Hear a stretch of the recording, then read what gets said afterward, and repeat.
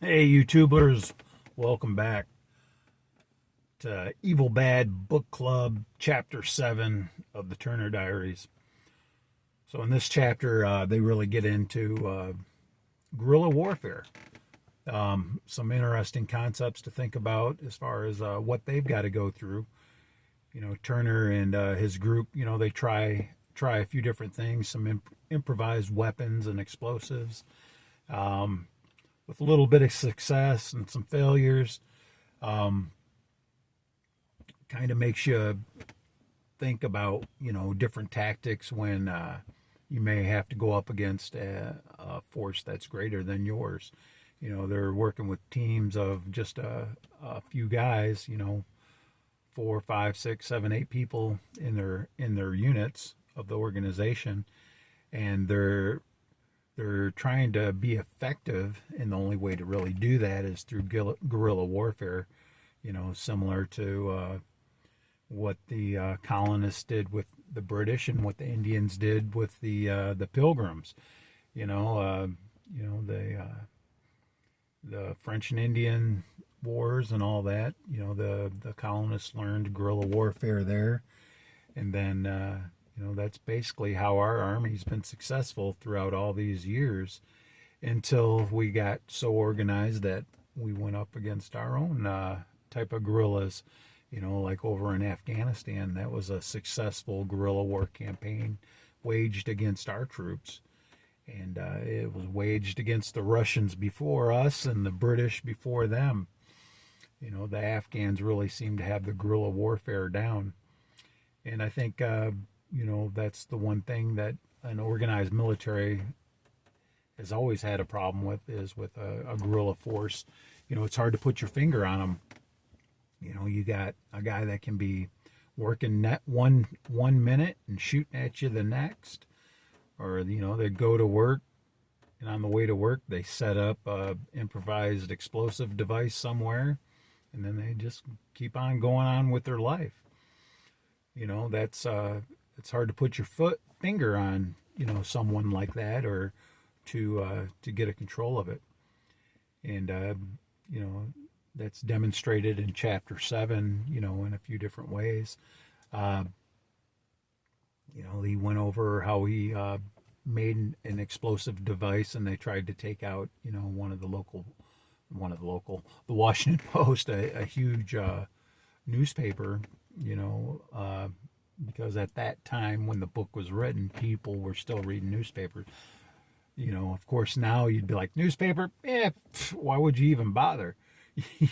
So, but back then in the 70s when this book was written, that was the newspaper was still, the main way people got their news other than the television. Even up until the 90s, newspapers were still a prevalent thing. They started going away with the internet, and basically television has really had put a hurt on the newspapers. And now you've got social media, and the internet has really put a hurt on mainstream media as far as the television goes.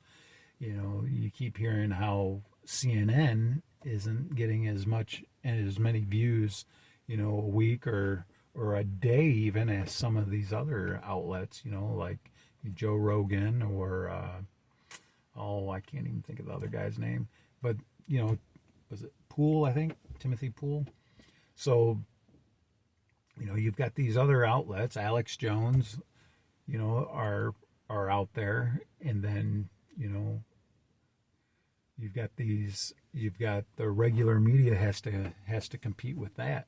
So how would someone in today's environment work against the media now? You still have the televised media, which I think is still a force to be reckoned with, if as far as propaganda goes. Um, so how would someone deal with that? And of course you've got the different websites are basically they're magazines type websites. You know, you've got those type of things, and then of course you've got, you know, YouTube, This Media, and now, you know, you've got Rumble and Vimeo and all the other sources out there where all this information is disseminated. But you've got the same people that own, you know, the different media organizations, the television and newspapers have now come over into the online media. So it would be interesting, you know, how this cell of terrorists or this organization in this book, if this book was written now, you know, how would they combat, you know, the Internet of Things, all these different ideas that are just open source now. It's kind of an interesting discussion that could be had. But, you know, guerrilla warfare, you know, is always kind of cool to read. You know, you got the, you know, David versus Goliath, basically. And, you know, the other thing is how the guerrillas, or at least in this book, you know, the organization is using the guerrilla warfare to bring attention to their organization, because the mainstream media is not letting any information out as far as what the organization is about and all those things.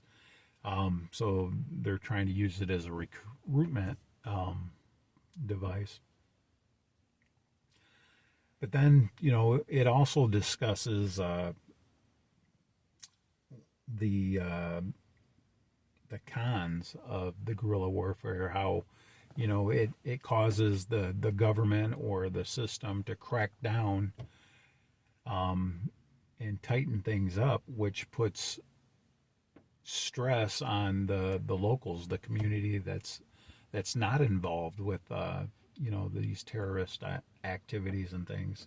So, you know, that makes them not like the government as well. You know, they're pissed off at the guerrillas, but then they're pissed off at the government because the government's making their life hard on them, and they can't control these guerrillas.